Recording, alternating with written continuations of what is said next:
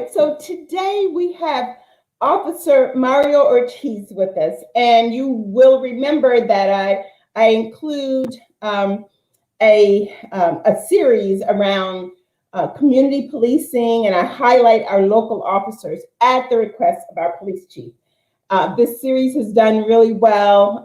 It's done really well in our community, and hopefully it's something that's adding something to your community, to your police force, to you as well. So without further ado, let's find Mario Ortiz and bring him to the screen. And there he is. Oh. Hi, Mario. How are you? Hi, I'm well. How are you? Good, good. Now, somebody tells me, a little birdie tells me that you just retired. Yes, ma'am. I just did. Oh, so how does that feel? Feels good.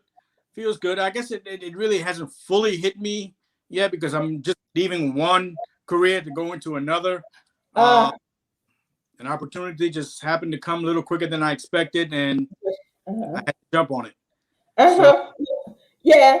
Will it be in something totally different or also in law enforcement? Law enforcement. It's a federal court security officer. Okay, good. Well, I wish you much success in that. And speaking of success, I imagine that you feel like your career as a municipal law enforcement officer was successful as well. Can you tell me maybe one highlight of your career, if you could just narrow it down to something you're particularly proud or happy about?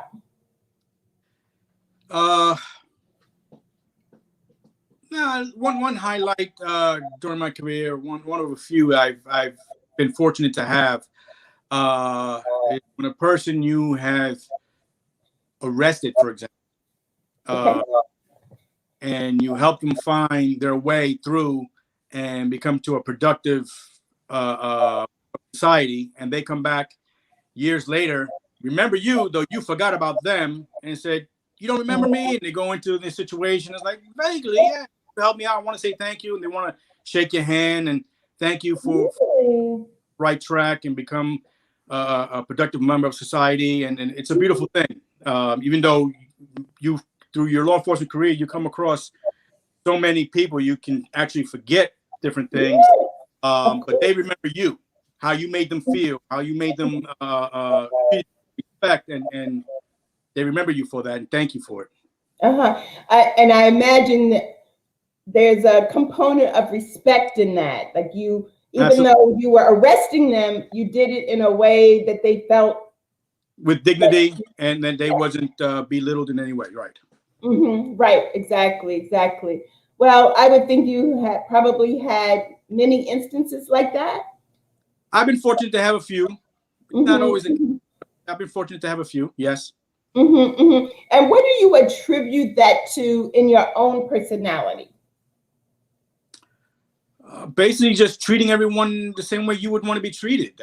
We all wear up the same way, one leg at a time, and we're all, men, women, mothers, fathers, sisters, uncles, brothers, and we make mistakes. Yes. Yeah. So let's go back now to why you even got into law enforcement. Some kids dream about it. They want to be a police officer, a firefighter. Were you one of those kind of kids?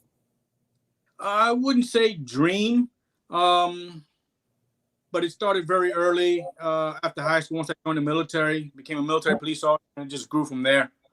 So you sort of developed in that direction slowly. Yes. Was a dream as a kid. What did your family think about you going into law enforcement? They're a little bit beyond themselves. I was the only family ever. So they're like, really? Okay. Was it like really like not you? Was it like that? No, just surprised. Puerto Rican kid from the South Bronx. Not often, no family members whatsoever in any kind of law enforcement security role, or to even suggest or lean on or become a mentor or anything like that. It just grew into me. Uh-huh. All right. So you didn't even have a mentor. Would you say a mentor would have made your career, your early career anyway, a little different, an easier transition? How would it have helped you, you think? Well, depending on what stage of my career I was in, if I was in the middle, I had a mentor, I probably would have stayed and done 30 years in the middle. That was a beautiful experience for me anyway, being in the middle. So in that regard, that definitely would have changed things. I would have came out a lot older. Not to say I would not have gone into law enforcement, but I would have had 25, 30 years of experience brought in instead of just 7, 13 years. So you say, if we could just sit with that a little bit. So you say when you were a military police officer, it was a beautiful experience. Can you give me an idea why?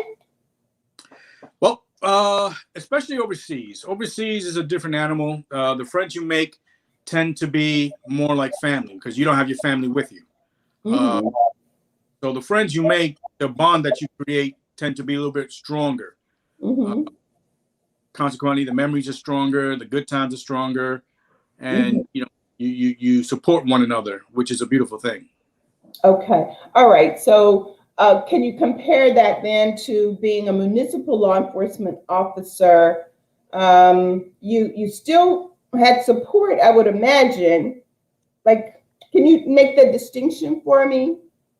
Distinction between being a military police officer and a municipal police officer in terms of the support and the camaraderie you were saying that you loved in the military. Yes, if you're fortunate to work with a great group of guys that you click with, that it's a beautiful thing because then not every weekend's a party, but when you do go to one, you have some good time, some good laughs. Right, work. You have some good laughs while at work when you can. So that is very, very true. Yeah, yeah. So you mentioned the Bronx, which is a little distance from Burlington, New Jersey, a little small city. So were you ever a law enforcement officer in the Bronx? No. Okay, never. So I would call the Bronx big city, right? Okay. I guess the metropolitan area.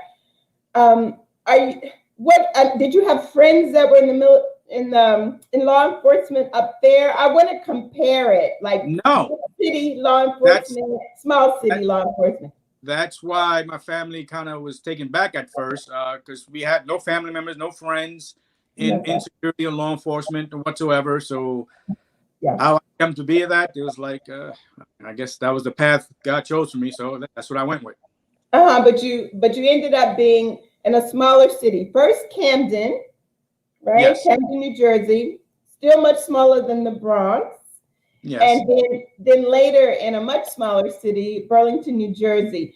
I want you to compare your experience, if you can, because the two, I don't know, I would think two very different kinds of cities to the extent that Burlington is so small. Was the job boring in Burlington? I wouldn't say boring, just less active, perhaps at times. Not all, but most times. Coming from a city like Camden, where the volume was really, really, really high. There was little time for coffee break or being able to sit down and have a lunch with another sector car. There was very little time for that. To where now going to a city that a little smaller, no different, still have the same, you have people, you have, people that you need to lead. But the volume is not there in Burlington City as it is in Camden.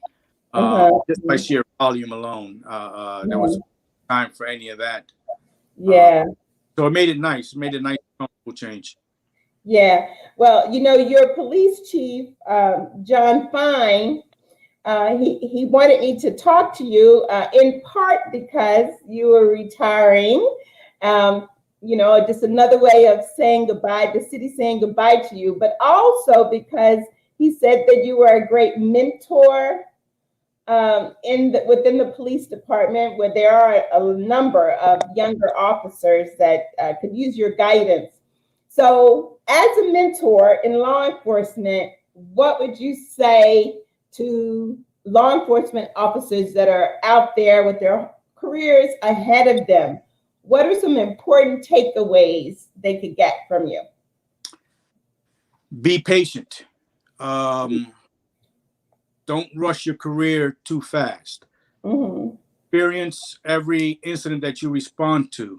Something I said recently, and I meant it, and I thought about it, I meant it. You have to learn to cherish those moments that you can affect somebody's life in a positive way. Yeah. I think that's truly a blessing. And for them to come back, whether it was a young child who comes back as a teen, or a teen that comes back as an adult, or an adult that just comes back and is guided his way and learn the difference. It's a beautiful thing, but it doesn't come easy. You have to be patient. You have to learn and understand people. We are a mixed culture, and you have to understand every culture that's within your city. So take cultural classes and understand where people come from. Just a simple error in judgment, as far as whether talking to the woman or talking to the man, could be catastrophic. Given the situation. So I would just tell them, be patient. All comes with time. Continue education, especially in sociology, that area, and cultural diversity. And just like talking to people. Yeah, right. Appreciating people. So since you brought up the cultural issues, how did, as a law enforcement officer, and of course, I know you're very aware of all the issues around the Black Lives Matter movement. And of course, you have the additional element upcoming from a minority community, the Puerto Rican community. How did this affect you? Because it's almost like you were on both sides of the fence. But I'm asking you, maybe you didn't feel you were on both sides of that fence. It affected me more so for my children. No, I didn't feel on both sides of the fence. I think all lives matter. Though I understand the movement and what it means. But we have to learn to communicate effectively. And understand the process behind everything. Yes. So when my children started seeing this and they would come to me and ask questions, I would try to play devil's advocate, if you will, with different scenarios, not knowing the facts of each case that led to where we're today, but just different scenarios, so that to give them, don't rush to judgment. So quickly, because you saw, the one part or the mistakes that were made, but don't see the big picture of things. Understand where the errors were made and how could we fix those errors so that they don't happen again. So that, was difficult. But it's part of society. You have to learn to roll with it and adjust to it, Okay. So what were your parting words on your retirement day to the officers in Burlington? What were your Are you being fed questions on the other side of the screen?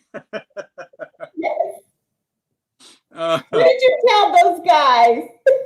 Basically, a lot of the same. I said thank you to the city for taking a risk on a person like me. I think I called myself a seasoned journeyman. I didn't want to call myself old because I came over a lot older. Taking a chance for me and giving me the honor of serving the people of city of Burlington. It's a beautiful city. I said thank you to the administration, chief, and captain, for Yes. accepting me in, making me feel welcomed, Yes. Yes. allowing me to, go into his office whenever I wanted. And if I had anything bothering me, he would know because I had no problem. He gave me access to his office anytime or his phone number and call and talk about it.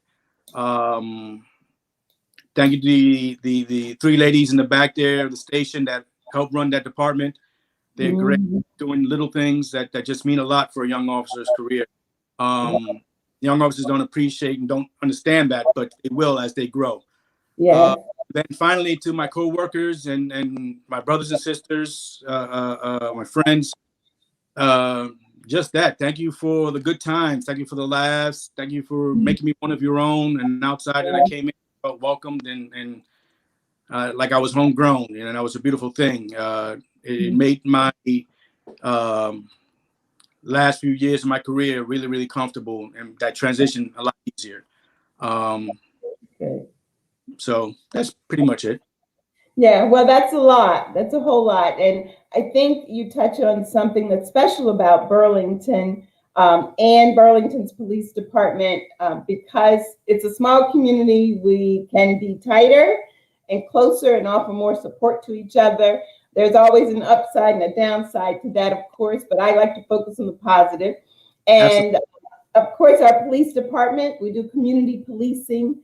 And I think that the community has really embraced that. Did you feel that when you were working? Absolutely. Absolutely. Yes, I did. Yes. Yeah, getting to know the community and just knowing certain faces. And I think it helps in terms of how you handle situations, right? If it's someone that you see all the time, right? Yeah. Absolutely. Absolutely. And they and the community gets to know you in return and know that, you're a straight shooter or can trust you or feel like they can trust you. You treat them with respect and they would talk to you. Yes, absolutely. Well, Mario, I wish you well. Burlington City wishes you well. We thank you so much for your service here. And I pray that you'll go and continue to mentor, continue to share your knowledge. The gray hair you have, that salt and pepper you got going on there, like put it to good use. This lighting doesn't help cover that. Yes. All right. Thank you so much for your time. Thank you. Okay. Bye-bye. Signing off now. Bye-bye. Bye-bye. Wow, that was really interesting to have one of our officers transitioning on to doing something else completely for the federal government. So I certainly hope he enjoys that. And it was good to hear that he enjoyed his experience here while he was with us. Community policing, again, is our policy here. And it's much easier in a small town in particular to get to know the officers, and that really has helped so much in terms of law enforcement practices here in town. So again, this is Behind the Badge, and I thank Chief John Fine for allowing me into his police department. These are critical times for critical discussions around law enforcement issues, and particularly in minority communities, but in communities generally. So thank you, and until next time.